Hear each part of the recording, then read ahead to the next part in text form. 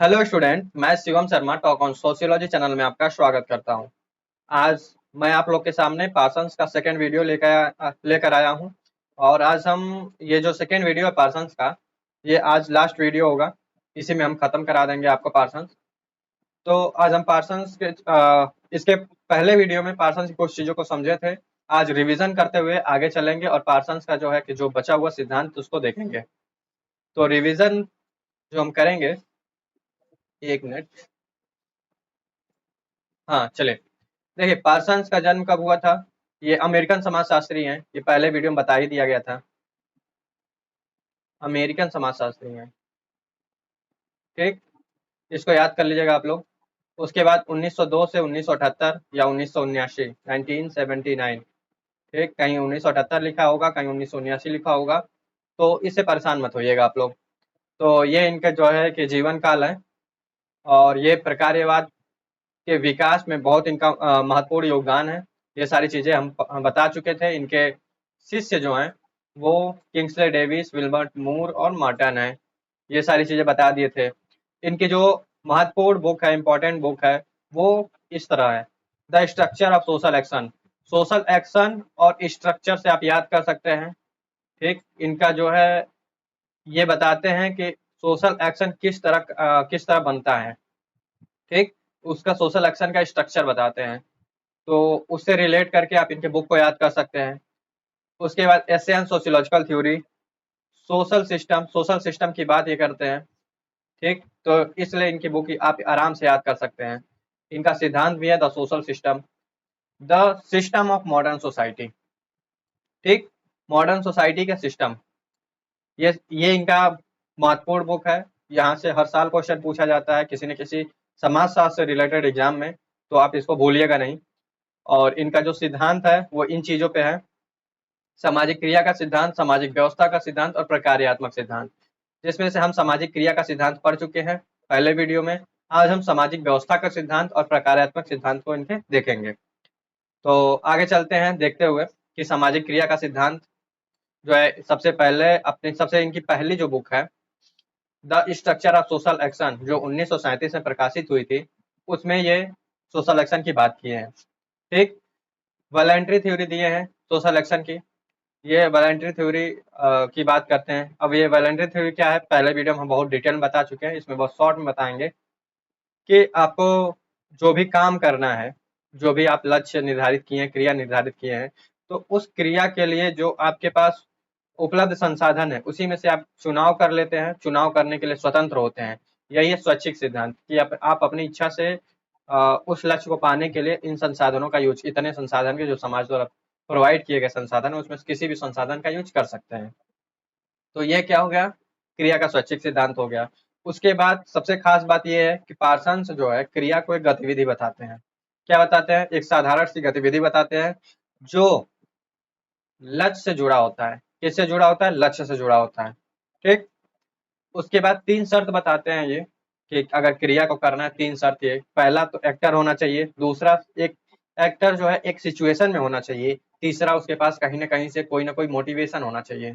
ये तीन चीज बताते हैं। इन तीनों के रहने पे ही सामाजिक क्रिया बन सकती है। कोई भी क्रिया सामाजिक क्रिया कब कहेंगे, जब ये तीनों चीजें घटित होंगी। आई बात समझ में। चलिए आज हम आगे देखते हैं। हाँ, मोटिवेशन तीन प्रकार के हम बताए थे, आप इसको याद कर सकते हैं ईसीसी के नाम से। ये क्वेश्चन पूछा था जून 2023, ईसीसी, ठीक। इवेल्युएटिव, कैथेटिक और कॉग्निटिव, ठीक। इसके बारे में डिटेल चर्चा हो चुकी है। उसके बाद पार्सन्स तीन प्रकार के मूल्य बताते हैं, संज्ञानात्मक, प्रशंसात्मक और नैतिक मूल्य।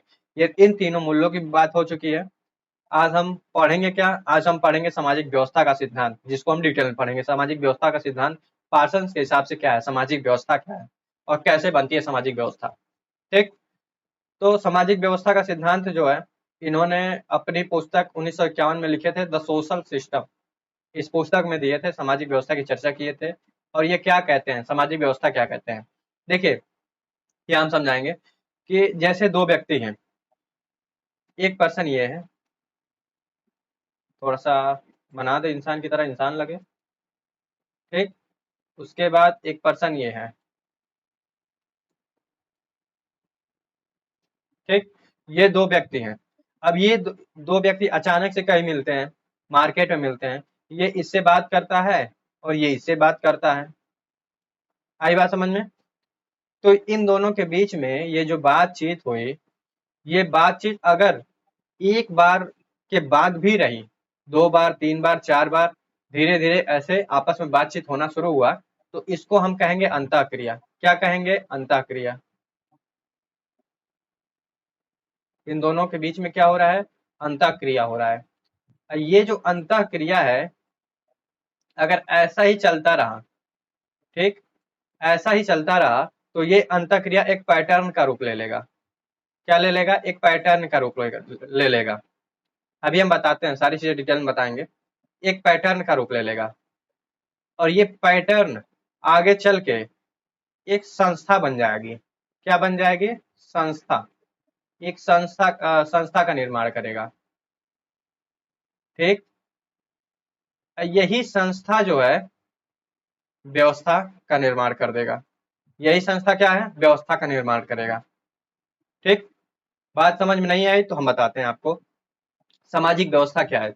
सबसे पहले तो समझते हैं सामाजिक व्यवस्था की सामाजिक व्यवस्था अगर बनानी है ना, तो सबसे छोटी इकाई क्या है? सबसे छोटी इकाई इसकी क्रिया है। ठीक, यूनिट एक्ट। यूनिट एक्ट का मतलब ये होता है, यूनिट का मतलब होता है एक बार किया गया, एक्ट मतलब क्रिया। एक बार जब पहली बार काम करना शुरू करते हैं, तो वहीं से सामाजिक व्यवस्था बनना शुरू हो जाता है, सामाजिक व्यवस्था का निर्माण शुरू हो जाता है। जैसे हम देखते हैं कि कोई अजनबी मिलते हैं, ये दो अजनबी हैं, ठीक, मार्केट में अचानक से मिल जाते हैं, ठीक, या ट्रेनों में मिल गए या कहीं भी सफर में ये दोनों अचानक से मिल गए, एक दूसरे से बात किए ये लोग, इन दोनों को एक दूसरे का व्यवहार बहुत अच्छा लगा। अब ये क्या करेंगे? नंबर एक्सचेंज कर लेंगे। एक दूसरे को क्या करेंगे? नंबर एक्सचेंज कर लेंगे। हाँ भाई, तुम कहाँ से हो? तुम यहाँ से। तुम कहाँ से हो? अरे तुम भी हमारे ही क्षेत्र से हो। चलो ठीक है, कभी मुलाकात करते हैं, कभी हमारे यहाँ आना हुआ तो आना, ठीक, हमारे घर जरूर आना, चाय पानी करना। तो ये दोनों क्या किए? नंबर एक्सचेंज कर लिए, बात व्यवहार दोनों का बहुत अच्छा लगा। अब ये क्या हुआ? जब वो व्यक्ति उसके शहर जाएगा, तो एक बार कांटेक्ट करेगा, हाँ भाई कहाँ हो? तो मैं यहाँ हूँ, मैं तुम्हारे शहर आया हूँ। अच्छा, मेरे शहर आए हो तो चलो मेरे घर पे आओ, इतने बजे मिलते हैं। तो दोनों क्या करेंगे? मुलाकात करेंगे। वो उसके घर जाएगा, चाय पानी नाश्ता होगा, फिर मुलाकात होकर फिर अपनी अपनी जगह। आज बात समझ में? फिर ये इसके शहर का भी गया, तो यही सेम कंडीशन ये हुआ। ठीक, क्रिया देखिए, क्रिया कहीं अचानक से मिले थे, बातचीत हुई, वो क्रिया शुरू हो गई, वहां से क्रिया शुरू हुई। अब धीरे धीरे ये बातचीत आगे बढ़ रही है, तो ये क्या हो रहा है? अंतः क्रिया में बदल रहा है। ठीक, क्या बदल रहा है? अंतः क्रिया में बदल रहा है। अब ये अंतः क्रिया एक पैटर्न निर्धारित करेगा। पैटर्न की बात यहाँ क्या है? पैटर्न को हम समझाते हैं। जैसे देखिए, कोई टीचर और स्टूडेंट है। टीचर स्टूडेंट का जो कम्युनिकेशन का जो पैटर्न होगा, जो बात करने का तरीका होगा, ये बात करने की स्टाइल होगी, वो अलग होगी। ठीक, माता पिता अर्थात पति पत्नी जो होते हैं, उन दोनों का आपस में बात करने का, रहन सहन का पैटर्न अलग होता है। वहीं पिता पुत्र, माता पुत्र, पिता पुत्री, माता पुत्री, इनका जो है पैटर्न, बात करने का तरीका, ये सारी चीजें थोड़ी अलग होती हैं। कोई दो दोस्त मिल रहे हैं, उनका बात करने का पैटर्न अलग होता है, रहन सहन का पैटर्न अलग होता है। ठीक, हम जिस तरह दोस्तों के साथ रहते हैं, माता पिता के साथ नहीं रह सकते। तो ये एक क्या है? पैटर्न बन रहा है। ठीक, हम जिस तरह दोस्तों के साथ या माता पिता के साथ रहते हैं, उस तरह टीचर के साथ नहीं रह सकते हैं।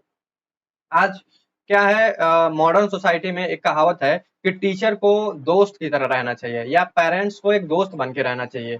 तो हाँ, ये बात तो सही है कि एक दोस्त की तरह रहना चाहिए बच्चों के साथ में, और टीचर को भी या पेरेंट्स को भी दोस्त, लेकिन एक दोस्ती की भी लिमिट होनी चाहिए। इतना ना हो कि बच्चा ही आपको दोस्त समझने लगे। आई बात समझ में? एक पेरेंट्स वाली एक लिमिट बनी रहे, बरकरार रहे, उसके बाद आप उस स्तर पे दोस्ती करिए, उस स्तर पे चीजों को समझाने का प्रयास करिए, तो वो ठीक है। कुछ माता पिता इस चीज को इतना गलत ले लेते हैं कि वो कहते हैं, उनके अनुसार कि पिता माता पिता को बच्चों के साथ दोस्त की तरह रहना चाहिए। तो इतना भी घुल मिल नहीं जाना चाहिए कि बच्चा आपकी बात ही ना सुने। ठीक, आप जो समझाना चाहे, जो आप दोस्त का नजरिया बनाना चाह रहे थे, वो कहीं ना कहीं निगेटिव हो जाता है। तो ये चीज ना रहे, एक जो है कि गैप बरकरार रहे। तो आई बात समझ में, एक पैटर्न होता है। तो यहाँ हम नहीं देखेंगे, हम देखते हैं यहाँ पैटर्न बात कर रहे थे। तो एक पैटर्न होता है, सबके व्यवहार करने का एक पैटर्न होता है, ठीक।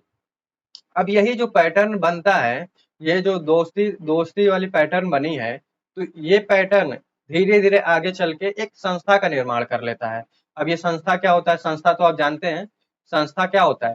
संस्था समाज में जो नियम होते हैं, रूल्स, ठीक, रूल्स ही क्या होता है? संस्था होता है, ठीक। मतलब व्यवहार करने का जो तरीका है, जो पैटर्न है, जो रूल्स हैं, यही क्या हो जाएंगे? यही संस्था हो जाएगा।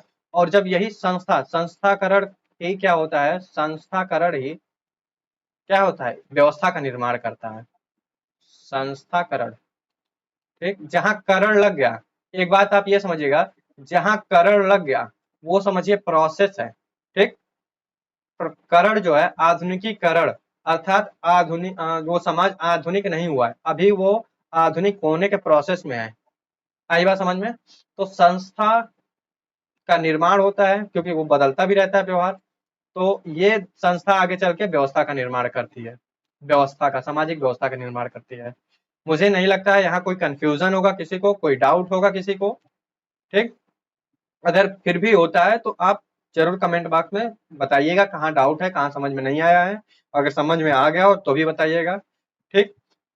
तो ये देखिए, सामाजिक व्यवस्था अंतःक्रियात्मक संबंधों का एक जाल है। ये कौन कहते हैं? पार्सन्स कहते हैं। पार्सन्स कहते हैं कि सामाजिक व्यवस्था क्या है? अंतःक्रियात्मक संबंधों का जाल है।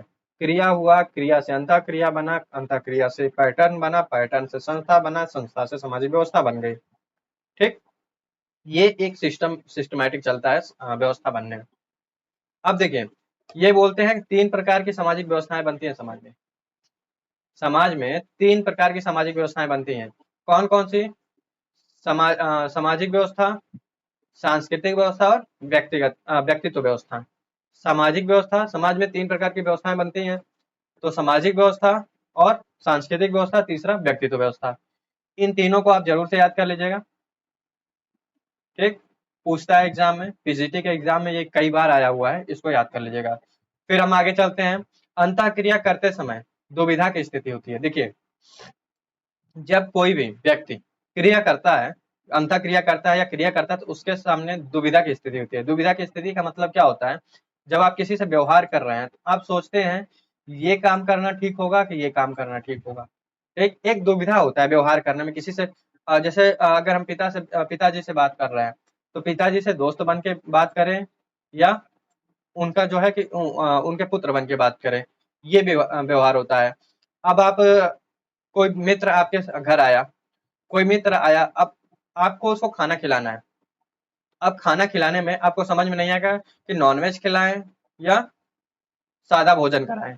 आपको ये नहीं पता है कि उसको क्या पसंद है, तो इसलिए आप जो है कि ये नहीं समझ, उससे पूछेंगे क्या खाना पसंद करोगे, तो वो कहेगा जो मिल जाएगा वो सही है, ठीक। या परेशान ना हो, खाना ना नहीं खाना है, लेकिन आपको खिलाना है ना। तो आप एक व्यवहार करते समय दुविधा की स्थिति में रहेंगे, क्या खिलाएं कि अगले को पसंद आए।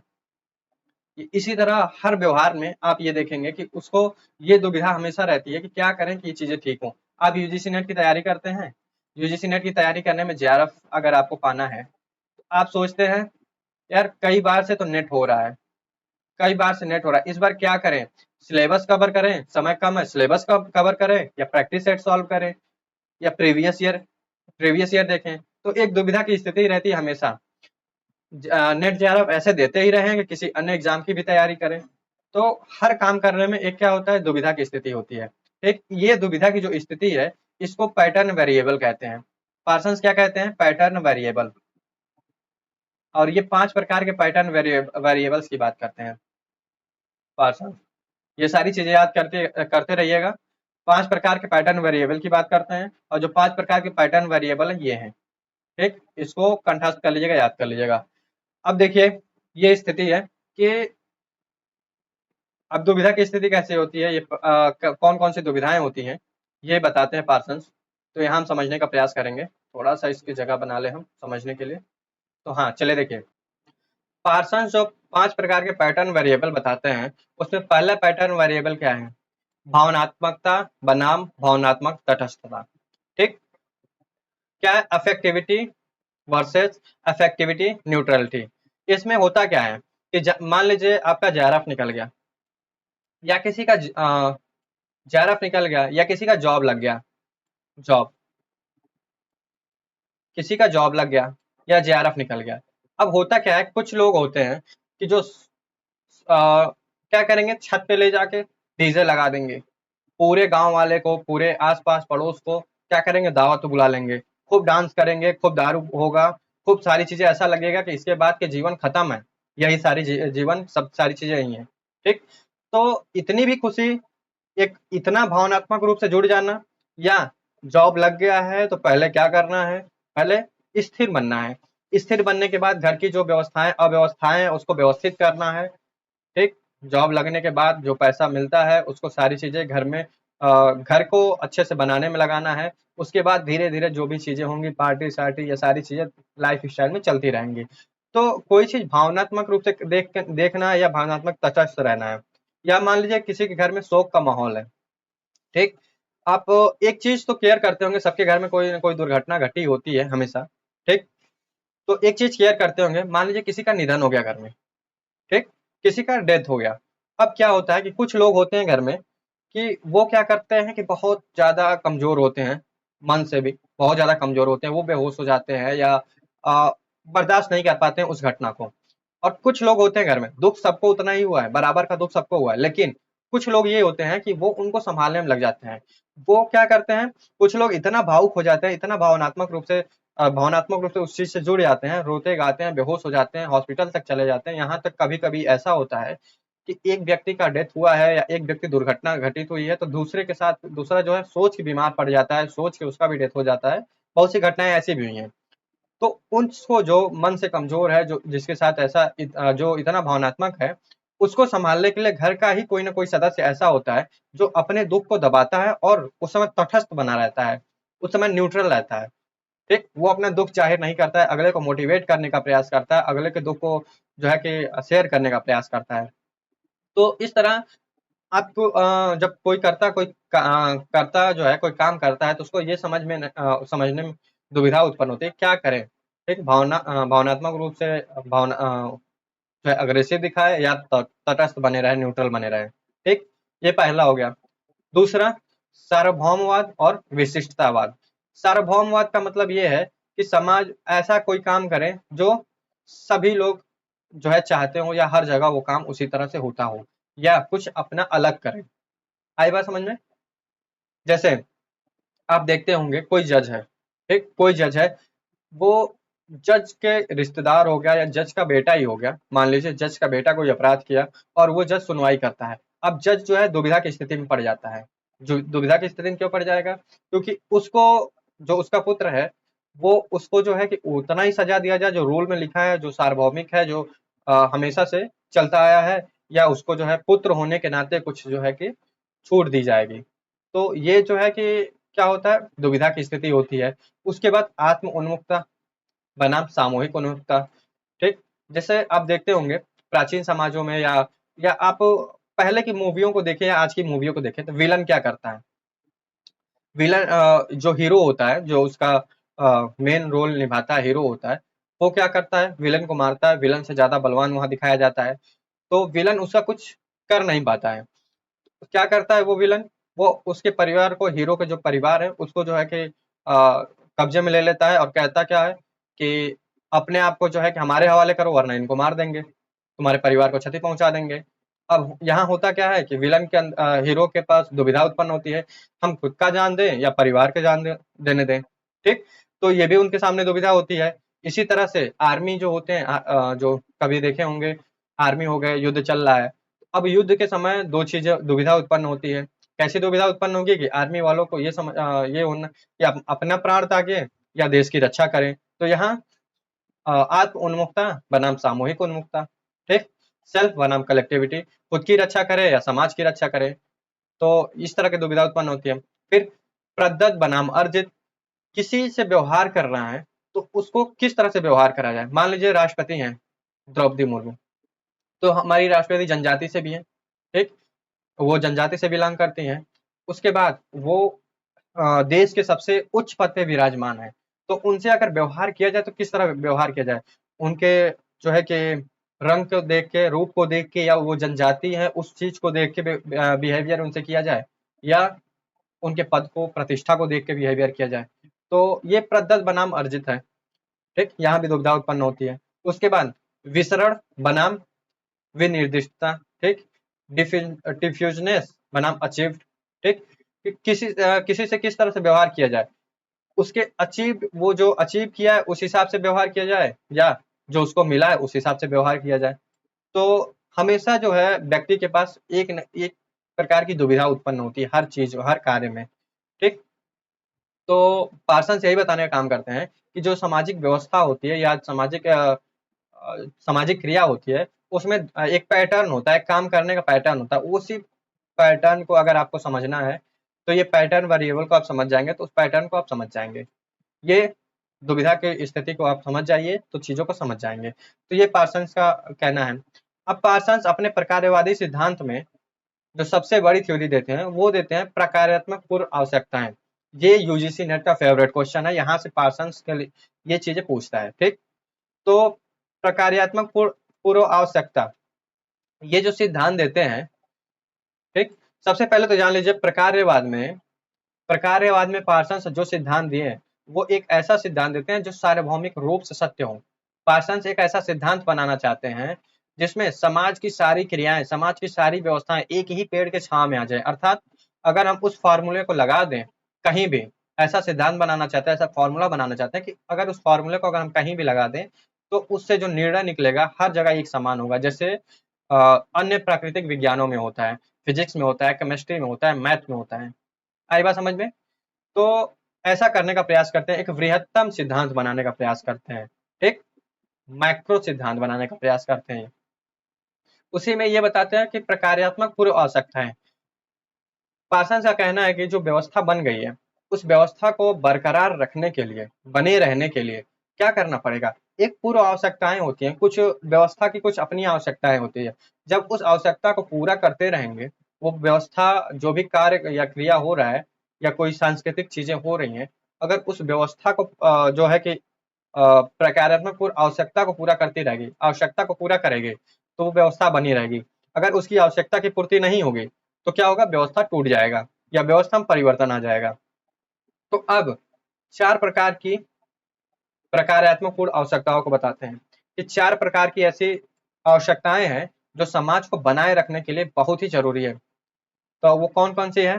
तो वो है अनुकूलन अर्थात एडॉप्टेशन, दूसरा है गोल, तीसरा है एकीकरण इंटीग्रेशन, और उसका यथास्थिति लेटेंसी, ठीक। इसको याद करने के लिए एजिल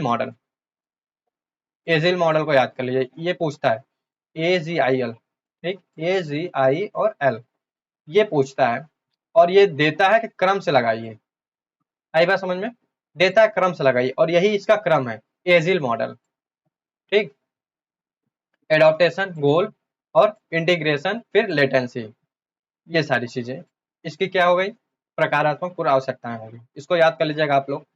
अब देखिए नेक्स्ट जो थ्योरी पढ़ेंगे वो विसंगति का है, एनोमी का है।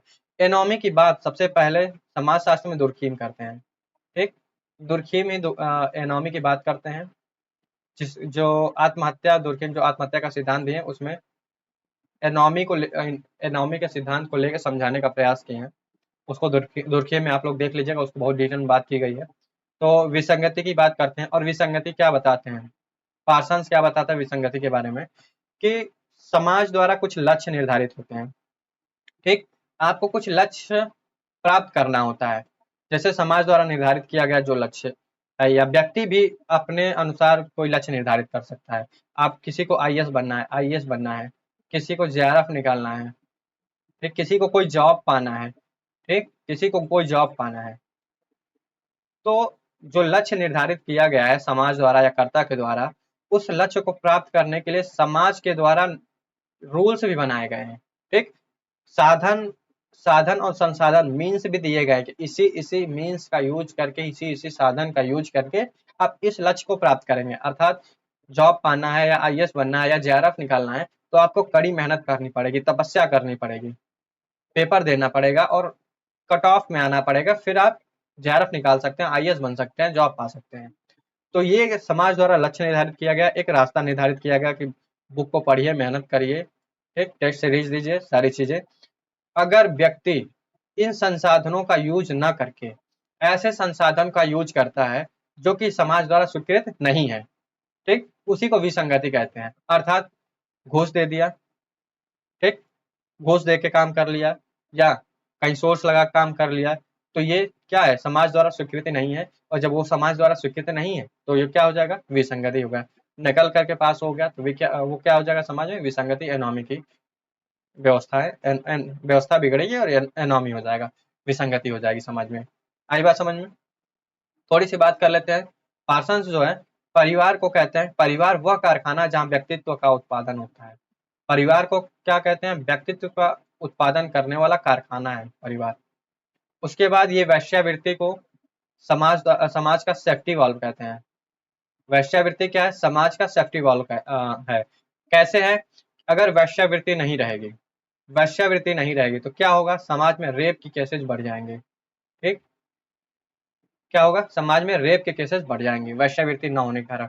इसलिए समाज में कुछ जो है कि जो कुरीतियां हैं, जो समाज में अपराध है, थोड़ा बहुत सरकार के द्वारा उसको क्या कर दिया जाता है, संस्थाकरित उसको मान्यता दे दी जाती है समाज द्वारा, सरकार द्वारा कुछ हद तक, ताकि वो हमारे नियंत्रण में रहे और समाज में जो ऐसे लोग हैं वो वहां जाके अपनी इच्छाओं की पूर्ति कर सके और समाज में अव्यवस्था न फैलाए।